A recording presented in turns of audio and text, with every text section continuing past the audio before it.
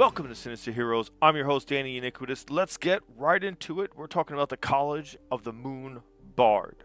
Alright, College of the Moon Bard is another Unearthed Arcana for the 2024 D&D rules. So let's check it out. Let's start with the flavor text and see if we can kind of get a really good idea as to what this bard actually does and whether or not it's good or not. So first and foremost, the flavor text reads as follows.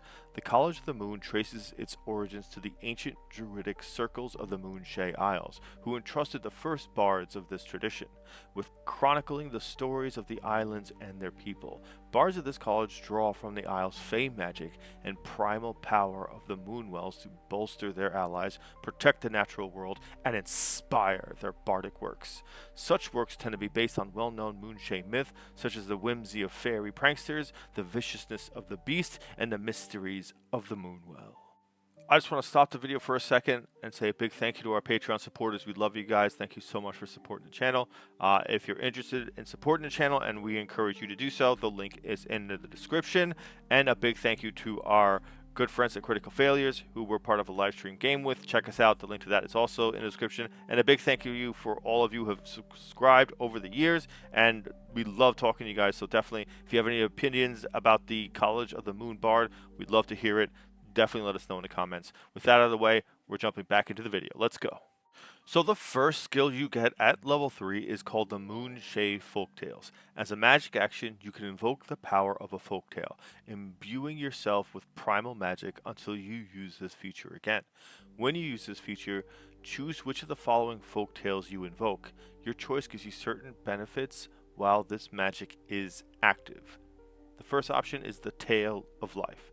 You invoke a tale of vitality and thriving earth. When you restore hit points to a creature with a spell, you can expend a bardic inspiration die and increase the amount of hit points restored by a number equal to the roll of the bardic inspiration die. You can only use this once per turn. Second option is the Tale of Gloam.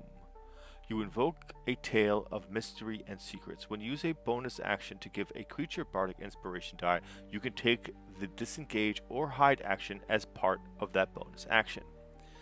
Now the Tale of Mirth is your final option for the Moonshae Folktales. You invoke a tale of merriment and fey guile. When an enemy you can see within 60 feet of yourself succeeds on a saving throw, you can take a reaction and expend a bardic inspiration die and subtract the number rolled from the save's total, possibly causing the save to fail. Here is something that is really important. The first thing you need to consider when you do gain this option is how do you use your bardic inspiration. Are you someone who really plays a bard as a support? Are you someone who plays a bard as a healer? Or are you someone who plays a bard as a heavy spellcaster? These greatly identify which one of these you're going to get the best out of. Now, you don't choose to use just one or another. You take this as an action, or as a reaction, or as a bonus action. These are all part of your choice of when you do these certain things. So you don't have to choose between using Tale of Life for like a minute or something. You can just use Tale of Life one round, use Tale of Gloam the second, and use Tale of Mirth the third. What it matters is how you govern your bardic inspiration die. You want to be a healer? Tale of Life, that's going to be a big boon to you. If you want to support your teammates, Tale of Gloam gives you tactical options. You can go invisible, hide, and you can try and be undetected by the enemies and give yourself advantage on your next attack roll. It can give you a couple of different benefits. It can strategically put yourself in a better position to do something else, maybe get in range of a big spell or something, and you're also supporting your ally. So that's a big bonus because all these things are already adding on to things you're already doing, and as a bard, these things fall very well into your wheelhouse. Tale of Mirth, I personally love, because if you're fighting something and you have party members who have save or suck spells, this makes them extremely potent. Granted, it's not always going to work. Against bosses, you have to burn all of those legendary resistances, which is usually 3. So maybe it's worth it. Burn those things down. And then after they've been burned, yeah, maybe on turn 4, you throw another one and paralyze or stun or do anything that immobilizes the big bad you're fighting of that area and decimate an opponent. That can really, really change the game. It's a very powerful thing to reduce someone's save because 1 or 2 points sometimes makes the biggest difference in making saves against the enemy, which is awesome. Make them fail. Make them fail some of those big ones, those really detrimental circumstances. Let them be put in a situation where they can't fight back, and your party can go hard and maybe end it. Maybe you get lucky and you burn through those 3 resistances very, very quickly. You need that stuff. It makes a huge difference. So, depending on what you're fighting, that can be really, really important. At higher levels, I like Tale of Mirth. Personally, I just think it's a better circumstance for hitting some of those devastating spells.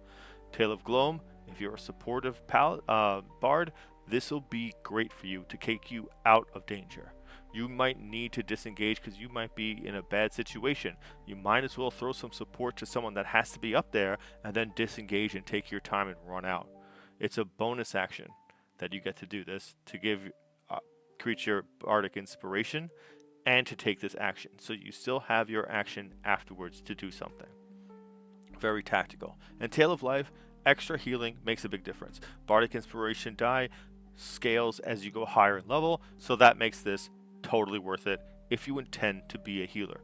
I don't like healing. I've said it a million times. Supporting is not my bag. But if I'm playing a bard and I have access to a healing spell, the same thing when I'm playing any class that has access to a healing spell, I owe it to the benefit of the party to take at least one healing spell and help out from time to time, even though it's not my bag. It releases some of the pressure off your healers and people who like doing that and don't have access to an unlimited resource of it, and it makes things a little bit more cohesive for you and your party. Also, at level 3, you gain Primal Loris. You learn the druidic cantrip and 1 cantrip from the druid spell list. It counts as a bard spell for you, but doesn't count against the number of cantrips you know. Additionally, choose one of the following skills: animal handling, insight, medicine, nature, perception, or survival, and you now have proficiency in that skill. Which means when you get an opportunity to gain expertise, you can pick one of those skills for it because you already gained proficiency in that skill. Now, understand, as a bard, you have access to True Strike. That is going to be your melee weapon option as well as your ranged weapon option because it works for ranged weapons as well. So those things are covered. So you don't need something like Shillelagh or Thorn Whip or something like that.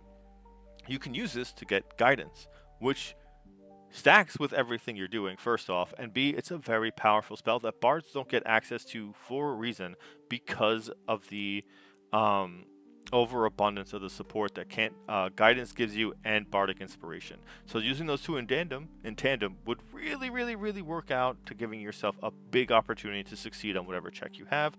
You don't get it in the bard spell list, but you do get it in the druid spell list, and that might be worth it in and out of itself. At level 6, you gain Blessing of the Moonwells. You always have the Moonbeam spell prepared. As a bonus action, you can cast Moonbeam without expending a spell slot. When you cast it using this feature, you glow faintly while you maintain concentration on the spell. While glowing, you shed dim light out to 5 feet, and whenever a creature fails its saving throw against the effects of this Moonbeam, another creature of your choice that is within 60 feet of you regains 2d4 hit points. Once you use this feature, you can't use it again until you finish a long rest, and you can also restore your use of it by expending a 3 or higher spell slot. Now, Moonbeam is a level 2 spell. Why would you spend a 3rd level spell on reusing this feature? Because Moonbeam actually lasts for a significant amount of time in a combat, because it is 1 minute and you have a range of 120 feet to cast it, and as a bonus action, as an action, you can move it up to 60 feet each of your turns. So you can put other enemies in that circumstance where they can have to take that save. Now, it is a constitution save, so granted that could be good or bad, depending on what exactly it is you're fighting. But it also takes a special effect on shapeshifter. So depending on what you're dealing with, you could revert it to its original form. Now, the kicker is whenever a creature fails the saving throw. someone that you choose within 60 feet of that creature regains 2d4 hit points. That is not a lot, especially at 6, but it's 2d4 for 10 rounds if you make it through the entire concentration with it. That becomes 20d4. You can spread it out, you can pick people up when they're down, you can keep those tanks buffed up when they're taking damage. That is a great thing, and it costs you nothing the first time you do it. Once per day, a free cast of Moonbeam that is a full range of mobility for you that can also heal your party members. That is enough once per day, I'll be honest with you. Very rarely are you going to be at like the start of an adventuring day, fight 1, burning this. You're not. Realistically, you have way better options at level 6 for spells that you can use. But when you're in a long battle, when you're fighting after you've been fighting for a little while, this ability to buff up your party and give them additional hit points, and then be able to cast this spell for free is totally worth it. Now, I believe this does work in tandem with Tale of Life, because the way Tale of Life from the Moonshade Folktales is stated, it says, when you restore hit points to a creature with a spell, you can expend a Bardic Inspiration die and increase the amount of hit points restored by a number equal to the roll on your Bardic Inspiration die. Moonbeam is a spell. It is restoring hit points when you cast it in this fashion. I think it works. So if somebody needs a big boost to healing, that's a great way to use Tale of Life. Even bolster your healing a little bit better. Make it a little bit longer lasting. So that's pretty great that you can use these in tandem and together and build off of that, because it makes you keep a good reason to stay within that mindset of using the Moonshade Folktales. Now, at 14, you gain Bolstered Folktales. The power of your Moonshade Folktales improves. When you use your Tale of Life or Mirth, you can roll a 1d6 and use the number rolled in place of expending a Bardic Inspiration die. And when you use your Tale of Gloam, you can also teleport up to 30 feet to an unoccupied space that you can see as part of that bonus action. So, boom, right there, level 14, Tale of Mirth. Every single time someone casts a spell that you can actually, that they make a save on, you can pump that up. And you can cause those saves to fail. That is awesome. Granted, at level 14, your Bardic Inspiration die will be higher than a d6. But you can use that to burn through some of these legendary resistances, some of these stronger monsters that have that. You can use that, and you can use it. A 1d6 is a pretty great amount to steal from a save.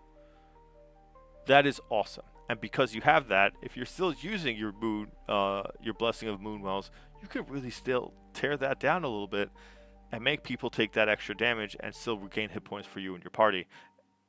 And if you do that, because it says that you can only use these once per turn, it doesn't mean you can't use 2 different ones per turn.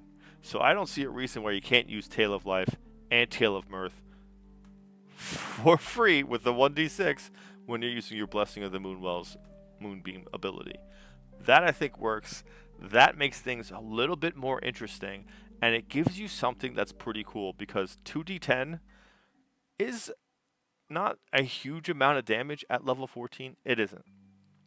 But for free, when it gives you healing when it hits, and you can bolster that healing, and you can reduce the save of the person you might be trying to hit with it so it hits more often, I think that's pretty great. I think that definitely keeps it at least viable to keep churning out some damage reduction per round, or keeping people up a little bit longer when they start going down, getting healed, and going down, and getting healed, and going down. I think that definitely changes things for the better. I think that really kind of works so well with grabbing this ability that starts out really early on and making sure it continues on through the abilities. At level 6 it gets good, and at level 14 it kind of stabilizes this great idea of using these every single turn as you've really grown into this ability of being part of the College of the Moon. Alright, I really didn't think this was going to be all that great, I'll be honest with you, but it does stack up better than I thought it would. I thought a druid and a bard mixing together really doesn't work on a lot of levels, but they really do a lot of great things of building upon being a bard and not losing that real focus on spellcasting. What they do here is they make your bardic inspiration more important because they make you want to use it more and more and more. Depending on what kind of bard you are, there's something for you to do, an additional way to use your bardic inspiration, which is great because some people think bards should only support, some people think bards should be healers, and some think bards are just spellcasters or whatever. Tale of Mirth, Tale of Gloam, Tale of Life all fit into there at some point. Everything kind of works towards building this idea of being really kind of druidic in a lot of ways, because you gain Primal Loris, you gain one of the more iconic druid spells, and then you gain a bolstering to the Fey-ish part of this class, which is really the bard part, because bards are really kind of very Fey supportive in my mind. They definitely share a lot of their qualities, at least the way I kind of tend to see them, especially the traditional bard, not necessarily all the subclasses, but mixing that in and then bolstering the thing that makes this class unified and like kind of cohesive, which is the Moonshade folktales, as everything else kind of works around it. And these don't just work within the subclass, these work for the entire core bard as well, which is something I like, because sometimes the subclass takes over the class and you don't realize how important the regular base class is. I think this is a pretty good job. I was really actually impressed. I thought I was going to hate it, so this was a pretty good read, and I hope really they bring it through. I like to see a little bit stronger of a thing for it, or maybe gain more uses of Blessing of the Moonwell, something that really give this benefit, or maybe an additional damage on the Moonbeam spell when you cast it, or whatever. But that aside, I liked it. I definitely don't see anything wrong with it. It's definitely a cool take on what a bard would be in that kind of a facet of a land. So that's cool to see. A big thank you to our Patreon supporters. I wanted to say that we love you. Thank you so much for supporting the channel. A big thank you to our good friends at Critical Failures, who were part of a live stream game. Definitely check us out. The link to both of those is in the description. And thank you for giving a spooky kid a chance.